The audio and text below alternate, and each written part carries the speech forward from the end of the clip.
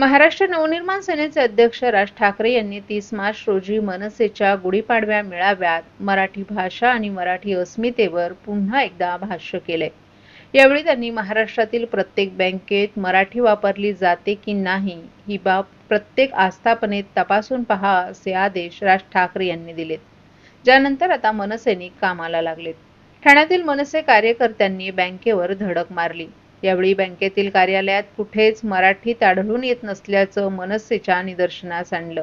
याबाबत एसबीआय बँकेतील बँक मॅनेजरच्या केबिनमध्ये जाऊन जाबही विचारण्यात आला। बँकेत मराठी मातृभाषा लवकरच बदला, आता हात जोडून येतो नंतर हात सोडून येणार, मराठी दिसली नाही तर मनसे स्टाईल दाखवणार असा इशारा मनसेकडून बँक मॅनेजरला देण्यात आलाय।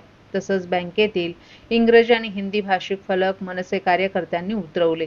यावेळी बँकेतील सर्व व्यवहार मराठीत असणं अनिवार्य करावं अशी मागणी मनसेनं केली आहे। मनसे नेते अविनाश जाधव, ठाणे शहर अध्यक्ष रवींद्र मोरे यांच्यासह इतर पदाधिकाऱ्यांनी बँकेला निवेदन दिले। काही बँका बंद आहेत, उद्यापासून पुन्हा सरकारी आणि खासगी बँकांना निवेदन देणार आहोत। मराठीत कारभार न झाल्यास सर्व बॅनर्स बँकेत आम्ही स्वखर्चाने लावणार असून मराठी व्यवहार आणि बॅनर जर लावला नाही तर फुकट मार खाल। मराठी माणसाबाबत मराठीचं खरंच अपमान होत असेल तर आमची लात आणि हात दोन्ही गोष्टी पडतील। पुढच्या 8 दिवसात ठाणे जिल्ह्यातील सर्व बँकांमध्ये आम्ही निवेदन देणार असून आम्हाला बदल दिसला पाहिजे असा इशाराच अविनाश जाधव यांनी माध्यमांसोबत संवाद साधताना दिलाय। दरम्यान गेल्या काही वर्षात मराठी माणसाचा आणि मराठी भाषेचा अपमान करण्याच्या घटना बऱ्याच वाढल्यात। याच पार्श्वभूमीवर महाराष्ट्र नवनिर्माण सेनेचे अध्यक्ष राज ठाकरे यांनी मनसेच्या गुढीपाडव्या मेळाव्यात मराठी भाषा जपण्यासाठी मनसैनिकांना आदेश दिले होते।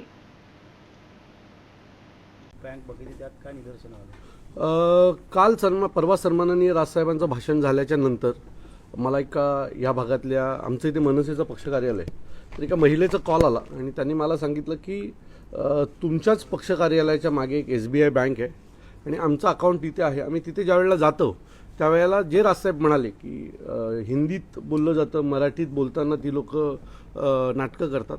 सो आम्ही सुरुवात इथूनच केलेली आहे आणि आज एसबीआयला आल्याच्या नंतर पहिलंच आम्ही पाहिलं तर नाव पाहिलं तर तिथल्या सगळ्या मोठ्या पोस्टवर ही बाहेरनं आलेली लोक आहेत। आम्ही या लोकांना विनंती केली आहे, त्यांच्या कार्यालयात जर कुठेही पाहाल तर मराठीचा कुठेच वापर नाही आहे। सो जर तुम्ही या मातृभाषेत 1 लाख अकाउंट आहेत या भागातल्या लोकांचे इथे आणि ह्यातले जवळजवळ 95% मराठी लोकांची असतील, तर मला असं वाटतं जिथे मराठीचा वापर जास्त आहे, आमची मातृभाषा मराठी आहे, आणि तिथे तुम्ही मराठी तरुणांना संधी दिली पाहिजेत।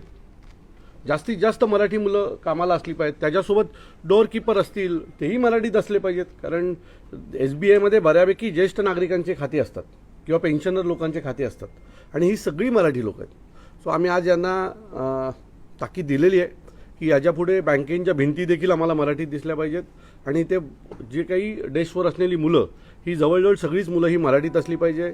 एखादी ज्येष्ठ नागरिक मराठी आले तर त्यांच्याशी त्यांच्या भाषेत बोलण्यासाठी तुमची माणसं उपलब्ध असली पाहिजे। अशा विविध गोष्टी आज आम्ही त्यांना सांगितलं आहे, पत्राद्वारे त्यांना कळवलेलं आहे। त्यांना पुढील 8 दिवसात ह्या काही गोष्टी ज्या सांगितल्या त्या बदल कराव्या आणि त्यात जर बदल दिसला नाही तर त्यांना महाराष्ट्र नवनिर्माण सेनेच्या रागाला सामोरे जावं लागेल। ठाण्यातील सीपी तलाव वागळे स्ट्रीट येथील डम्पिंग ग्राउंडमध्ये कचरा वेचत असताना महिलेस जेसीबीचा धक्का लागल्यानं गंभीर दुखापत झाली होती। या घटनेत राजश्री बाळू जाधव यांना गंभीर दुखापत झाल्यानं त्यांचा जागीच मृत्यू झाला होता। मृत पावलेल्या महिलेला न्याय मिळवून देण्याकरिता नातेवाईकांनी महिलेचा मृतदेह घेत रुग्णवाहिकेतून महापालिका मुख्यालयाबाहेर आणला होता। मृत पावलेल्या महिलेच्या मुलास ठाणे महानगरपालिकेमध्ये कामावर रुजू करावं आणि आर्थिक मदत देखील कुटुंबियांना द्यावी अशी मागणी नातेवाईकांकडून करण्यात आली होती। घनकचरा विभागाचे अधिकारी मनीष जोशी यांनी या मागण्या त्वरित मान्य केल्यात। तसंच 15 दिवसात डम्पिंग हटवणार असल्याचं पालिका अधिकारी मनीष जोशी यांनी सांगितले। योग्य न्याय आणि डम्पिंग हटवलं न गेल्यास पालिका मुख्यालयासमोर कचरा टाकून पेटवणार असल्याचा इशारा ठाकरे गटाच्या पदाधिकारी रामेश्वर बसाटे यांनी दिला आहे।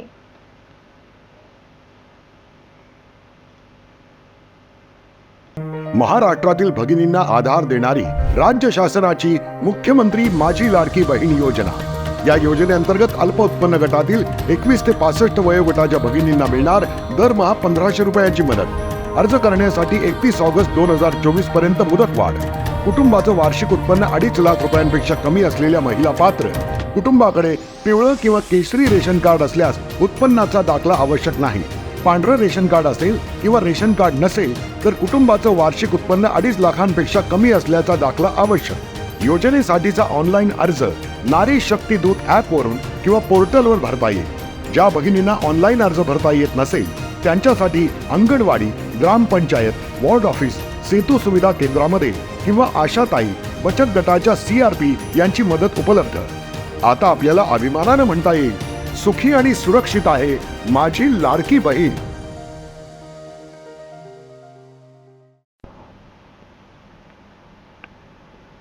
सालाबादाप्रमाणे यंदाही धर्मवीर श्री आनंद दिघे प्रतिष्ठानच्या वतीनं ठाणे पूर्व परिसरातील श्री संत तुकाराम महाराज मैदानावर राज्याचे उपमुख्यमंत्री एकनाथ शिंदे यांच्या पुढाकारानं श्री अंबेमा चैत्र नवरात्र उत्सवाचं आयोजन करण्यात आले. या चैत्र नवरात्र उत्सवाच्या दुसऱ्या दिवशीचा जल्लोष धम्माल मस्ती गाण्यांच्या कार्यक्रमाचं आयोजन करण्यात आलं होतं. यावेळी उपस्थित भाविक भक्तांनीही मोठ्या उत्साहात सुरात सूर मिसळत गाणी गाण्याचा आनंद घेतला. यावेळी उपमुख्यमंत्री एकनाथ शिंदे यांच्या धर्मपत्नी लता शिंदे यांनी आणि भाविकांनी नवकुंडी महायज्ञाला 108 प्रदक्षिणा घातल्या. चैत्र नवरात्रीच्या येत्या 9 दिवसात विविध धार्मिक कार्यक्रमांचं आयोजनही करण्यात आले.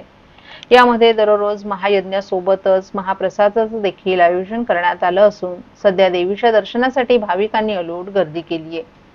तसंच महाप्रसादाचा आणि महाभंडाराचा देखील लाभ हजारो भक्तगण दररोज घेत आहेत.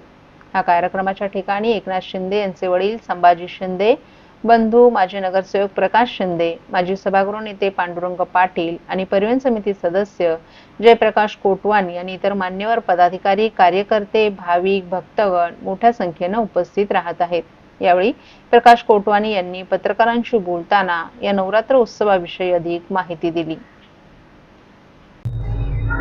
बघा, मान्य श्री एकनाथ शिंदे साहेबांनी हे जे कार्य चालू केलं आहे हे शेवटपर्यंत कार्य चालू राहील आणि लोकांना माझ्या हेच आवडलं आहे की तुम्ही असा मला प्रतिसाद देत राहा तर आम्ही ह्या आयोजनांमध्ये आमच्या पण त्यांच्यामध्ये एनर्जी वाढेल आणि आम्ही जास्त जास्त देण्याचा प्रयत्न करू.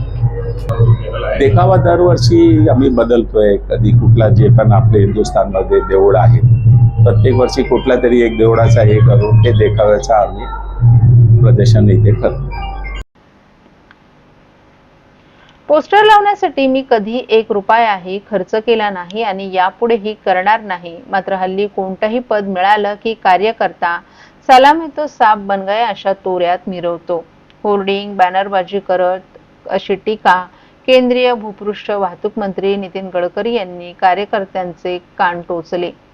ब्रह्मळा ज्येष्ठ नागरिक संस्थेच्या वतीनं सुप्रसिद्ध निवेदक मुलाखतकार सुधीर गाडगीळ यांचा अमृत गौरव सत्कार केंद्रीय मंत्री नितीन गडकरी आणि पद्मविभूषण ज्येष्ठ शास्त्रज्ञ डॉक्टर अनिल काकोडकर यांच्या हस्ते करण्यात आला. यावेळी गडकरी बोलत होते. आपल्या भाषणात गडकरींनी जुन्या आठवणींना उजाळा देत गाडगीळ यांचं भरभरून कौतुक केलं. 1995 साली महाराष्ट्रामध्ये युतीचं सरकार आल्यानंतर बांधकाम मंत्री म्हणून आपल्याला काम करण्याची संधी मिळाली. त्यावेळी अनेक कार्यक्रम व्हायचे आणि त्या जास्तीत जास्त कार्यक्रमांमध्ये सूत्रसंचालन करण्याचा मान गाडगीळ यांना मिळाल्याचं गडकरी यांनी सांगितलं. एखादी मुलाखत घेताना मुलाखत देणाऱ्याला मनमोकळेपणे बोलता कसं करावं हे त्यांचं कौशल्य असल्याचंही त्यांनी सांगितलं. हल्ली टीव्हीवर किंवा आता वर्तमानपत्रांमध्ये अनेक वेळा मुलाखती होतात. मात्र त्या मुलाखतींमध्ये गुन्हे वकिलांसारखे प्रश्न विचारून समोरच्याला कमी लेखत त्याच्यातील एखाद्या उणीवेवर बोट ठेवलं जातं असं मतही नितीन गडकरी यांनी व्यक्त केलं. मात्र गाडगीळ यांनी 4000हून अधिक मुलाखती घेतल्या आहेत. या मुलाखतीमध्ये त्यांनी कोणाला दुखवल्याचे किंवा कमी लेखल्याचं एकही उदाहरण नाही. म्हणजे रक्ताचा एक थेंबही न सांडवता शस्त्रक्रिया करण्याचं कसब गाडगीळ यांच्यात असल्याचे गौरव उद्गारही गडकरी यांनी काढले. यावेळी उपस्थित ज्येष्ठ अणुशास्त्रज्ञ अनिल काकोडकर यांनीही आपल्या भावना व्यक्त केल्या. यावेळी संस्थेचे अध्यक्ष नाना मारणे, प्रसाद लिमेये व्यासपीठावर उपस्थित होते.